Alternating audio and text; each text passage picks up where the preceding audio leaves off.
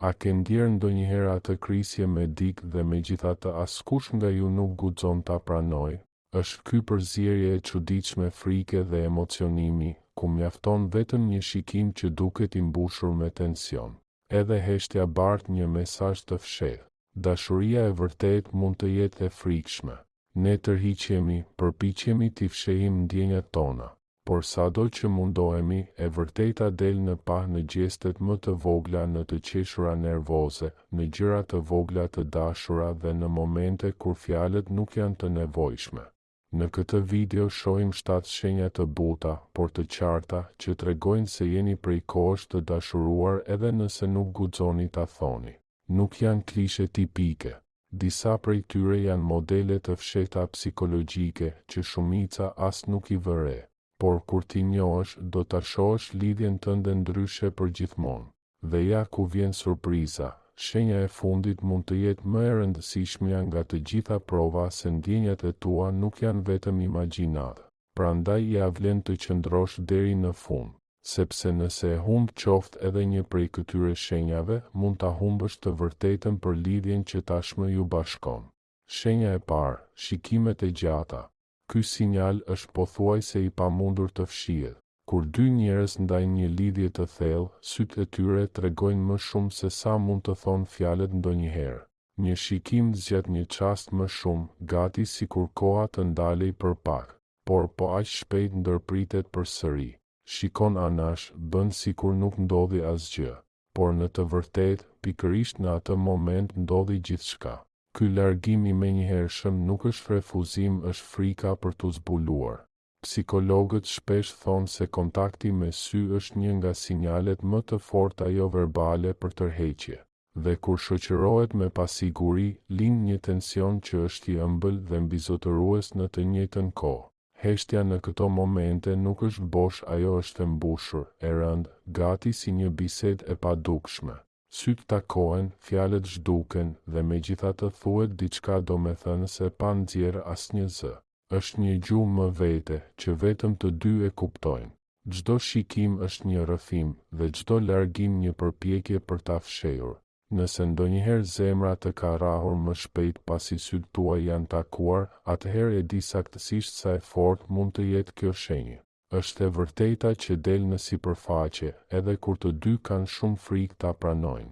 Shenja e dytë, energjia nervoze. Tani kalojmë nga shikimet e qeta te diçka që është edhe më e vështirë të kontrollohet. Shenjat e vogla të trupit. Kur ndjenjat janë të thella, trupi shpesh reagon para se mendja ta kuptojë. Dalin të qeshura të papërshtatshme ose ngatërohesh në fjalë të thjeshta. Papritmas këmbët lëvizin nervozisht ose luan me gjëra përreth. Duket si pasiguri, por nuk është refuzim. Është emocion që lufton kundër frikës. Zemra rre më shpejt dhe trupi nuk di si të qëndrojë i qetë. Psikologët e shpjegojnë këtë si një valvulë. Trupi liron tensionin kur emocionet janë shumë të forta. Pra nuk është shenjë mospërfilljeje, por e kundërta. Vetë prania e dikujt që fsheh urazi ka rëndësi për ty e përmbys gjithë qetësinë. Edhe gjestet më të vogla e tregojnë. Dikush rregullon flokët, tërheq rrobat ose qesh paksa më fort sikur të donte ta mbulonte kaosin e brendshëm. Energjia është e paqetë, por edhe e ëmbël, sepse tregon sa shumë të rëndësishëm është tjetri. Nëse ndonjëherë të ka dridhur zëri ose të janë ngatëruar fjalët, e di saktësisht si ndihet kjo shenjë. Është trupi që përshpërit të vërtetën që zemra nuk guxon ta thojë.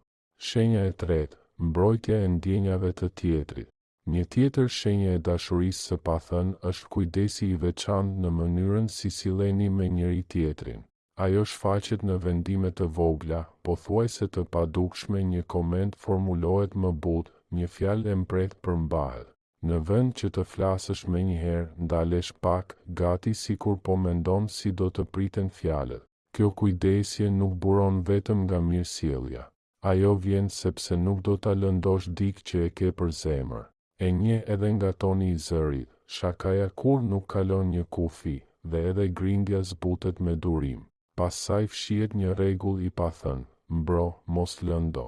Psikologët thonë se njerëzit ruajnë automatikisht ndjenjat e tjetrit kur janë emocionalisht të përfshirë. Ndodh instinktivisht, gati si refleks, sepse ndihet sikur po lëndon veten nëse e lëndon tjetrin. Edhe në situata të përditshme del ky butësim.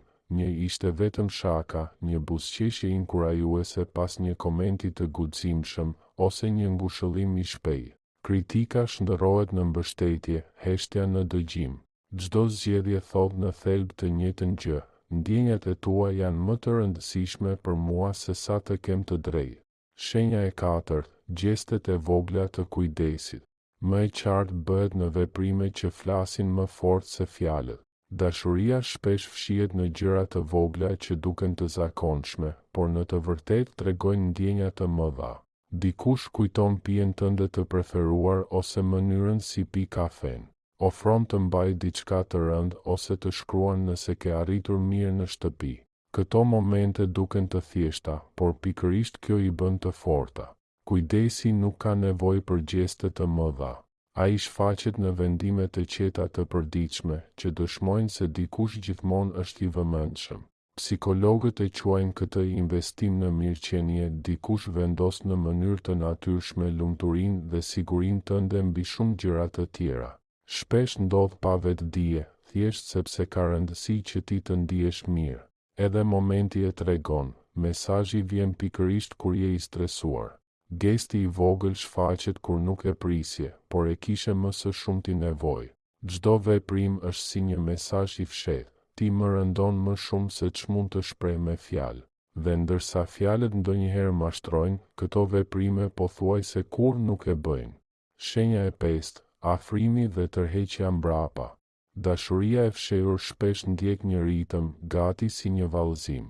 Njëherë afrohen përmes fjalëve, prekjes apo vetëm pranisë dhe në momentin tjetër tërhiqen, sikur afërsia është shumë. E vëren në biseda që papritmas bëhen të thella, pastaj kalojnë shpejt në tema të sigurta, ose në një prekje të lehtë që largohet po aq shpejt sikur është kaluar një kufi. Ky shkuarje ardhje nuk është refuzim, është lufta e brendshme. Zemra do të shkojë përpara, mendja tërhiqet pas.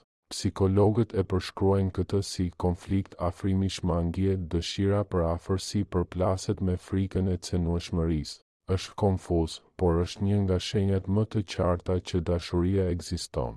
Tërheqja nuk e fshin afërsinë e thekson atë, sepse çdo hap prapa ndodh vetëm pasi është treguar sa shumë kërkohet afërsia. Nëse ke ndjerë ndonjëherë që dikush të afrohet vetëm për t'u tërhequr menjëherë, atëherë e ke përjetuar këtë shenjë. Nuk është distancë, është frikë e fshehur si kujdes.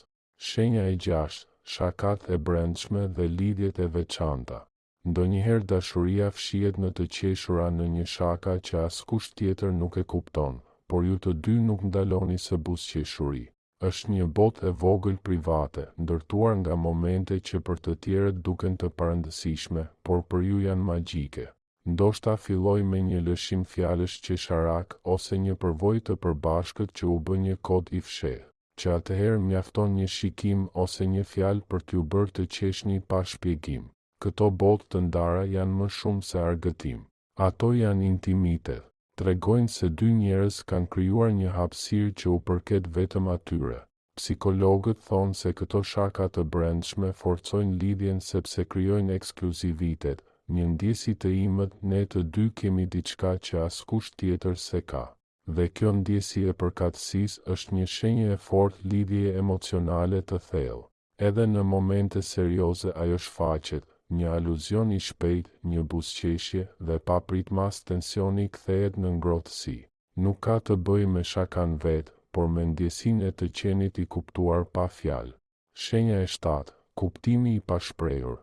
Ka lidhje që nuk kanë nevojë për fjalë. Kur ndodhin, duken gati të përshkrueshme. Heshtja nuk është e pakëndshme, por e afërt sikur vetë heshtja është një bisedë. E ndjen kur gjendjet shpirtërore përputhen, kur një buzëqeshje lind pa arsye, ose kur një ndjenjë e rëndë njihet para se tjetri ta shprehë. Është sikur emocionet transmetohen në mënyrë të padukshme. Psikologët e quajnë këtë harmonizim emocional, aftësinë për të kapur gjendjen e brendshme të tjetrit pa sinjale të qarta. Kjo është e rrallë dhe ndodh vetëm kur dy njerëz janë vërtet të lidhur thellë. Edhe detajet më të vogla e tregojnë: një ndryshim në tonin e zërit, një shprehje fytyre, një hezitim i vogël. Çdo gjë vërehet menjëherë dhe përgjigjet pa fjalë. Nëse ke qëndruar ndonjëherë me dikë dhe e ke ndjerë që heshtja thot më shumë se mira biseda, atëherë e njeh këtë shenjë.